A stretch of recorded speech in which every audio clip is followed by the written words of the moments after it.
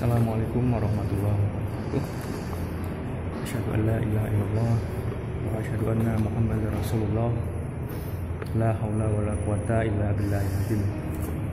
Alhamdulillah, puji syukur senantiasa kita panjatkan kehadirat Allah Subhanahu wa taala atas segala berkah, nikmat iman, nikmat Islam, khususnya adalah nikmat sehat di situasi yang masih dalam pandemi COVID-19 seperti sekarang.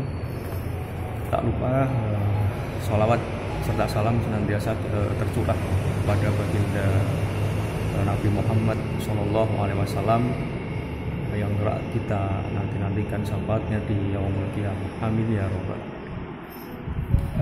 Saudara-saudaraku yang dirahmati Allah, pada kesempatan kali ini saya ingin menyampaikan sedikit kultum bertemakan tentang mencari rezeki yang halal. Jadi ada beberapa hal yang mesti dilakukan agar rezeki cepat datang. Khusus bagi orang yang beriman, kalau Anda mengerjakan ini, maka rezekinya akan diberikan lebih cepat dari orang biasa. Ini tertuang dalam Al-Quran surat kedua Al-Baqarah ayat 172. Lalu boleh gak mengambil yang haram? Tidak. Kalau teman-teman ada yang katakanlah disogok, ada yang berbuat macam-macam, jangan pernah diambil.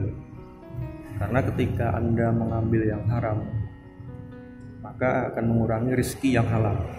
Jadi tinggalkan saja. Di dalam surat Al-Baqarah ayat 172 dibuka dengan kalimat iman, ya ayyuhalladzina amanu.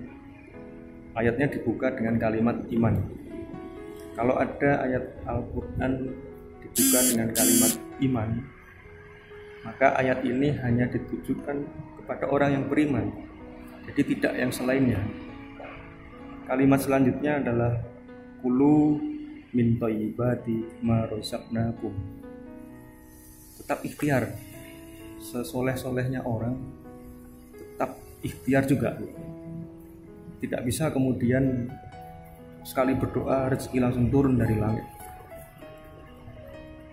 Gak bisa juga misalnya ketika contoh kita datang ke masjid itu sedang direnovasi dan belum dipasang kubah, tiba-tiba kita datangkan orang yang soleh, lalu orang itu berdoa, kubah ya Allah, kubah ya Allah, tiba-tiba turun dari langit kubah.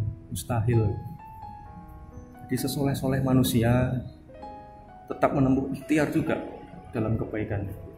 Di dalam ayat Al-Quran tersebut tidak disebutkan kata halal. Untuk yang beriman halalnya dibuang. Kata para ulama, kenapa ketika orang beriman mau bekerja kalimat halalnya dibuang? Karena orang beriman itu imannya otomatis akan membimbing dia mencari yang halal. Orang beriman mustahil mencari yang haram.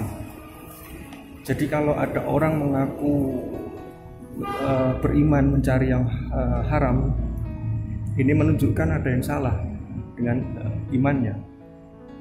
Maksudnya kalau Anda mencari rezeki tidak pernah berpikir pada yang haram, maka Allah akan percepat rezekinya kepada Anda.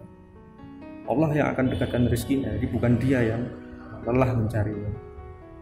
Kadang-kadang cara Allah mendekatkan kita pada cara yang halal itu dengan cara memalingkan kita dari yang haram. Kadang kita ingin tingkat paling tinggi, katakanlah jadi bos, jadi direktur, manajer. Namun sama Allah kita justru dijauhkan dari jabatan tersebut. Sudah ikut seleksi, ikut ujian, tapi ternyata gak lolos. Padahal katakanlah standar kita masuk. Allah menjauhkan jabatan tertinggi, tapi malah dapat jabatan nomor yang kedua, katakanlah seperti itu. Kita inginnya yang paling tinggi, namun menurut Allah di tempat itu tidak bagus untuk kita.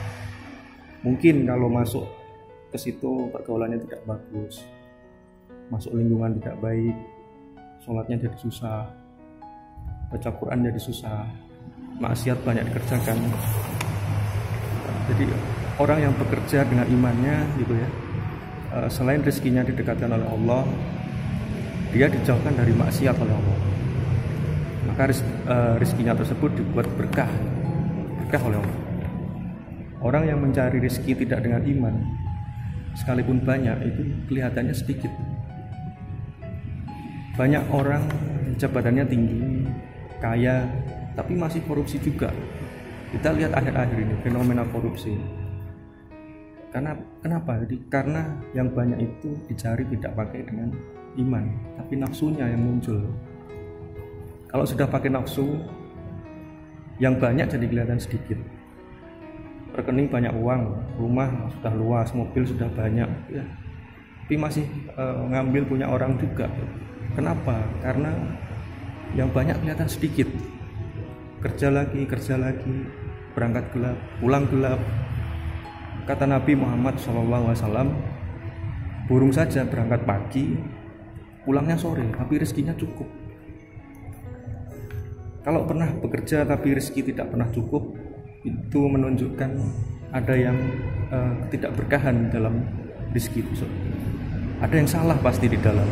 Mungkin ada yang kurang tepat dalam pencarian. Kunci rezeki didekatkan juga ada di Quran surat ke-7 ayat 96. Jadi kalau ada satu penduduk negeri beriman dan bertakwa kepada Allah, kami akan buka pintu langit dan pintu bumi. Kami berikan keberkahan di dalamnya. Firman Allah, rezeki ada di langit, diturunkan ke bumi. Ada orang yang rezekinya dibuka pintunya di langit dan bumi. Kalau langit bumi sudah dibuka, kalau dia tidak melangkah pun berdoa kepada Allah, bergerak sedikit, rezekinya pasti datang kepadanya.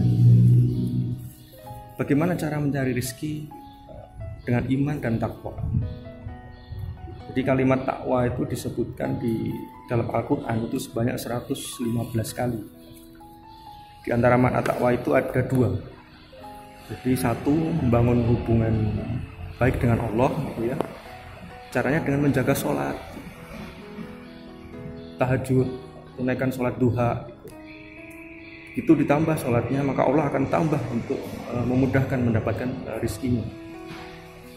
Untuk memulai sholat tahajud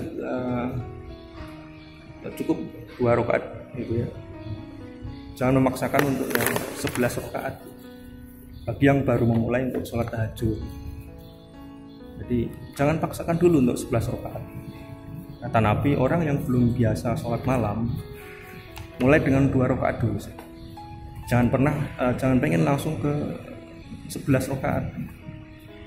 Terakhir adalah menjaga hubungan baik, bangun hubungan baik dengan manusia atau sama manusia. Kalau rezekinya ingin lancar, ayo mari kita jaga hubungan baik dengan sama manusia. Nah, ini dijelaskan juga di dalam surat Ali Imran ayat 133, 134. Tingkatkan ikhtiar, cari yang halal, jauhi hal yang dilarang.